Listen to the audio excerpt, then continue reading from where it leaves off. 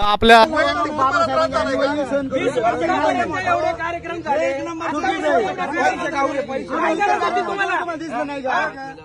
समस्त बौद्ध बांधवांची बांधवांची नाही जयंतीची त्याची अवहेलना झालेली आहे. नाना बातमी चुकीची केलेली आहे आणि वेळ चुकली. यांना बाबासाहेबांचं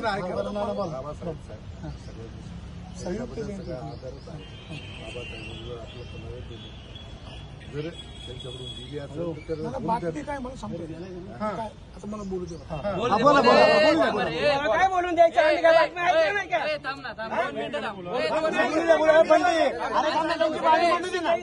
त्यांची बाजू मांडू द्या. त्यांनी कोणत्या याच्यातून त्यांनी कोणत्या भावनेतून बातमी काढली कळू द्या ना. त्यांची बाजू सांगा तो काय विषय. प्रश्न विचारतो तुम्ही उत्तर द्या. आता मला पहिला प्रश्न तुम्हाला आहे की आतापर्यंत त्या वेशीजवळ 100 कार्यक्रम दरवेळेस होतात. सगळे कार्यक्रम होतात.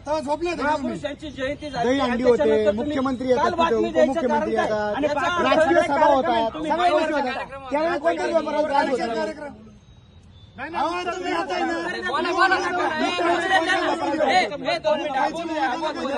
तुमचं काय म्हणणं मांडा आता समाजाला. तुमचं म्हणणं काय मांडू तुम्ही ना मूर्खाची भूमिका. अहो त्यांनी फोन केला तरी व्यवस्थित उत्तर दिले नाही. मग कोणाशी वाईट बोललेलो नाही. तू बादशाह पत्रकार असशील तिकडं. त्यांचं काय म्हणणं ते बोलू द्या. त्यांचं काय म्हणणं त्यांना बाजू द्या ना. लोकशाहीमध्ये सर्वांना आपली बाजू मांडली. बाबासाहेबांमुळे तुला अधिकार आहे मांडायच्या या गोष्टी लक्षात घ्या. बोलू द्या. ही आमची तळमळ आहे. हे आमचं प्रेम आहे. तुम्ही व्यवस्थित मांडा आणि व्यवस्थित क्लिअर करा. आणि माफी मागायची तुम्ही आधीच सांगतो आत्ताच. तुमच्या चॅनलवरून टाका बातमी. बोला तरी तुमची बाजू मांडा. पुन्हा बोल नका. पूर्ववेशीजवळ जे अनेक कार्यक्रम होतात त्याच्यामुळे वाहतुकीला अडथळा निर्माण होतो. हा तो विषय होता.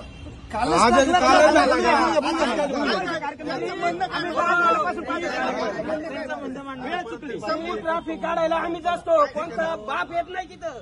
आम्ही जातो. बरं ऐका ना. होतं बरोबर. कळलं का? मुख्यमंत्री तिथे येतात. केलं तिथं कार्यक्रम होता. पॉलिटिकल सभा झालेल्या चालतात. फक्त बाबासाहेबांच्या अडथळा होतो तिथं. आता जे संकेत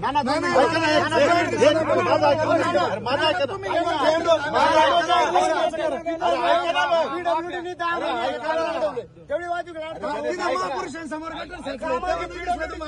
पैसे खाता तुम्ही त्यांचे. एवढे नालायक तुम्ही पत्रकार एवढे नालायक पत्रकार आहे तुम्ही. ते महापुरुषांसमोर गटर साचले ती बातमी देतात. तिथं तुला त्रास नाही होत. तो नाही झाला महापुरुषांचं तिथं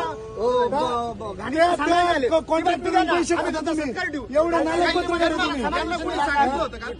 असं नाही ना होत. तेच पाहायचं. बातमीला सांगितलं होतं काय कोणी यांना. विठाबाईंच्या पुतळ्याजवळ त्याची पण मी दाखवतो. आम्हाला कितीतरी आमच्या सरपंचांना सांगावं लागलं.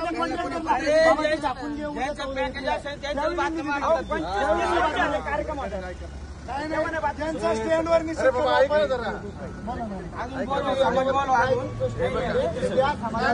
बाजू घेऊन साहेब तुम्ही मोठ्याने व्यक्त करा. एवढं नका. त्याला मनातून करायचे असेल तर करेन. आम्हाला काय करायचं ते आम्ही नसेल करायचे ते पण जाऊ द्या. काय म्हणतात त्या बातमीमुळे तुमच्या भावना दुखावल्या. सगळ्यांची माफी मागतो. ते तुमच्या चॅनलला घ्या. तुमच्या सगळे पत्रकार आहे. सगळ्यांनी ती बातमी लाईव्ह करा किंवा लाईव्ह टाका. तुम्ही दिलगिरी व्यक्त करा साहेब. काय होतं तुम्ही पत्रकारिता करा. 100% करा. चांगल्या बातम्या करा. महापुरुषांच्या पुतळ्यासमोर घाण आहे त्याच्यावरती तुम्ही कुणाला सुचलं साहेब. चांगल्या गोष्टी सुचल्या नाही असं त्यांचं भावना सगळ्या मला पण कळाल्या. जी गोष्ट हो साहेब थांबा ना. अहो तुम्ही थांबा ना.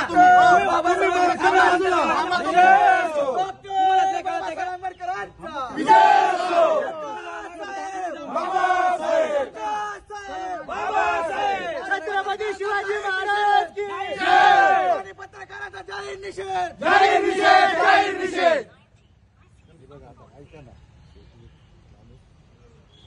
काल बातमी आली वाणी साहेबांची आज आली आज आली हा. ना? ठीक आहे, आपल्या सगळ्यांच्या भावना त्याच्यावर ती बातमी यायला नको होती, त्यांनी द्यायला नको होतं. शेवटी ही तालुक्याची त्या ठिकाणी संयुक्त जयंती साजरी करायची होती. ठीक आहे, काही लोक त्यांना म्हटले असेल त्याच्यामुळे त्यांनी आदानाने ती लावली, परंतु त्यांनी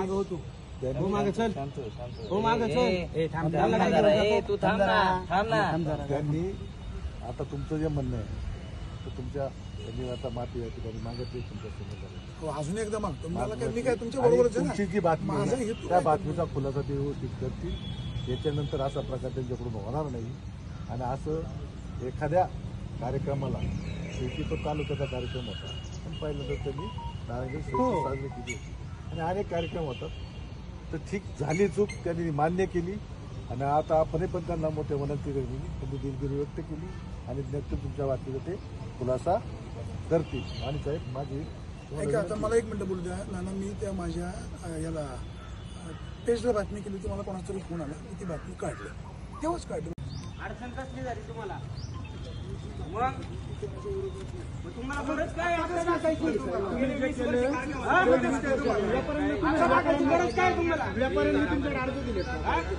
कोणी अर्ज दिले तुम्ही कसं काय लावली? तुला कुणी अर्ज केला ते पण दाखव. कुणी अर्ज केला तुला कोणत्या टायमिंग बाबासाहेबांची हे पत्रकारिता करताना तुम्ही बाबासाहेबांमुळे करताय. लक्षात घ्या, तुमचे विचार मांडायचे अधिकार तुम्हाला बाबासाहेबांमुळे. त्याच्यामुळे त्यांच्या जयंतीला तुम्ही हे करू नका. तुम्ही ना पत्रकार आहे ना,